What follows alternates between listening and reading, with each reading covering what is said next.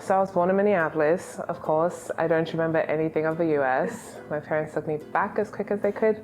My parents are Congolese, but we all stay in South Africa. That's where I grew up, that's where I went to school, Catholic school. In high school I went to an all-girls Catholic school, which was very interesting. But as complex as it was, I got to explore how much I'm capable of, I guess, which was fun. In sports, I played a South African sport called netball. I guess it's a European sport, I'm not sure, colonial to some extent. And that went really well. We traveled to Fiji. It was my first time in Fiji. I'd never seen Hong Kong because we went through Hong Kong. That was also really cool. We got to see where they shot the anaconda, if you watched the movie. Yes. Which was also really fun. But yeah, just being able to see that I can really go that far if I put my mind to it, and it's worth the risk. It's worth not having friends. I guess it's worth missing school, but if you're in school, stay in school. Good advice. Yes. But it was good. It was really good. Then I went to university. My first time in university, I went to University of Pretoria, which is another town in Gauteng, South Africa. I low-key failed out of school, but don't say that out loud.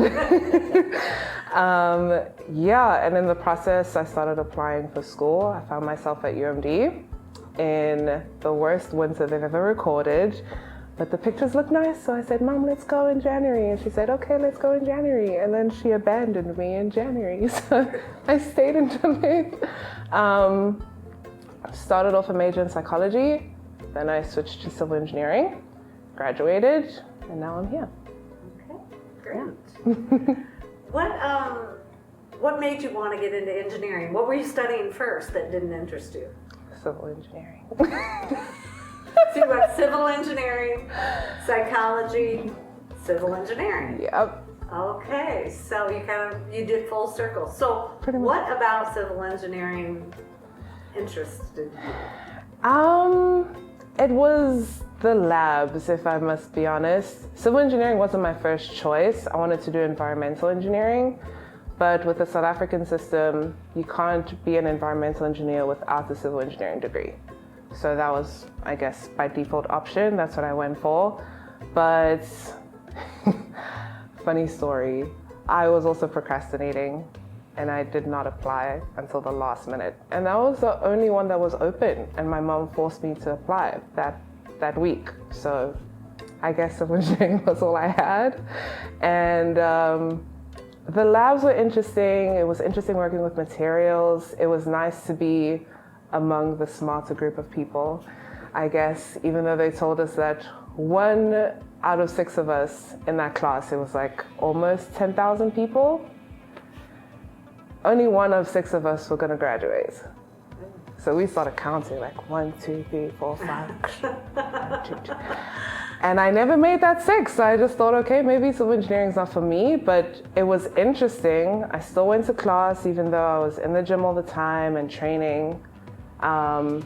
So yeah, even though I failed, I said, it's interesting enough for me to stay. So I'll try again. Yeah. Let's go back to the sport you played, netball. Tell me what that's like. What's it like equivalent to here? Basketball. Oh, basketball. Yes. Okay. Pretty much. It's just okay. Stricter rules, more players. I like to brag and say more accuracy because in basketball you have a wider ring, I think it is, and you have a backboard. In netball it's a smaller rim and you don't have a backboard, and I think it's higher. So netball girls are better. But that's my opinion. But yeah. Do you play basketball or netball around here? Have you done any of that? I haven't found anything netball related around here. I think more around the coast and Canada. But I just haven't been good at basketball. I don't know what it is. I don't know if I just didn't transition well. My defense is pretty good, but bouncing the ball and running at the same time is just too complex for me.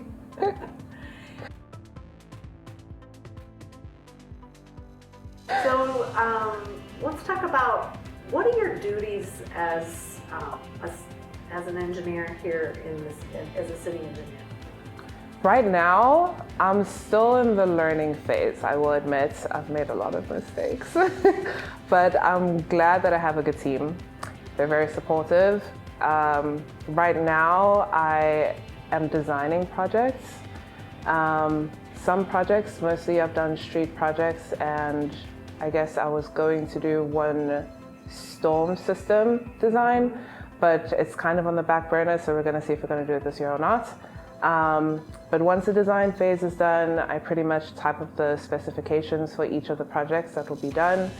And then right now we're in the bidding phase. So we've posted some of the projects. We're looking for the people that are willing to do it. And I think soon we'll be entering who's going to do the projects for us and furthering from that. We had talked about, you said Church Street is on the Yes. docket this year. So how long, you plan it and then present it, and can you talk about the process of that a little bit? So pretty much the engineer, I guess the city engineer, that would be GU, has a scope of what's in plan for the next probably 5 years. Oh, okay. And with that information, we will have our technicians go and survey some points at the job sites. And then from there, we'll just go straight into design phase. If it's a street project, I think it's probably easier because you're just keeping things as they are, new surface, maybe sidewalk if it's necessary, fixing driveways. The more complex things will probably take longer. So that would be your water main systems, your sanitary, your storm. Once that is done, or at least from what I witnessed, was seeing how the budget works. We will see what we can do this year and what we'll have to push to next year or the following year. And then from there, we proceed forward. I think when a lot of people think of civil engineering, they think, oh, you build bridges and roads, which is, I think, a good summary of what my job does, excluding the bridge part. But it's vast. It goes to structural design, so that would be your vertical buildings. I think most civil engineers focus on the groundwork and the groundwork, but some focus on your skyscrapers, your schools, anything that doesn't really need an architect. We still love you architects, but yes. And besides that, there's also the water system, so your dams, I guess constructed lakes, those type of situations is also a civil engineering job. The type of material we use for roads, that's a civil engineering job. Yeah, we use asphalt, we use concrete, but these are also materials that aren't the greatest. CO2 emission has been the highlight for the past couple of years, so people are looking for things that are more green and cost effective, as well as stronger, especially now with the change in temperature. What we learned at school, there was the theoretical part to it, but we also learned enough that at the end of the year, we had a farm adjacent to our university, and whatever we learned, we would apply to that farm. So we'd learn how to put in a sewer line, we'd learn how to organize a water system, lay bricks, mix cement by hand, which was rough, but we made it.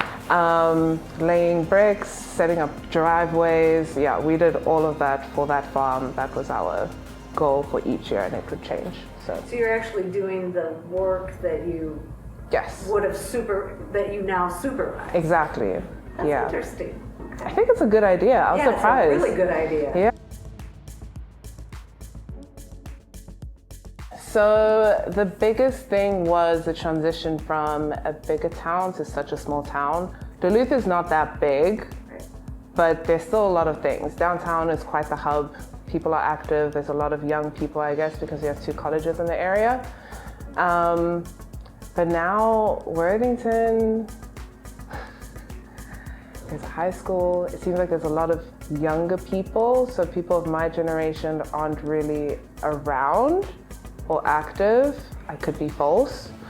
So yeah, I think the biggest challenge was, what do you do when you go outside if you're not at Walmart or Hy-Vee? I still haven't been there. What do you do? There's no mall. Do you skateboard? Do you just walk outside? Like, where do people meet up? Where do you get the opportunity to bump into someone, or, as many people have told me stories, bump into the love of your life? So yeah, that's been my challenge, but not really from a negative perspective. I think I'm more excited of what can be done. I've spoken to a lot of people about, are there concerts in the area? What is the age group of these concerts? Do we have like a big sleepover on the field? Do we have beach parties? Because I mean, we have a beautiful lake, so might as well bring music and just vibe. But yeah, I just see it as Worthington has a lot of potential, and it has the advantage of being a small town, so we can work with both.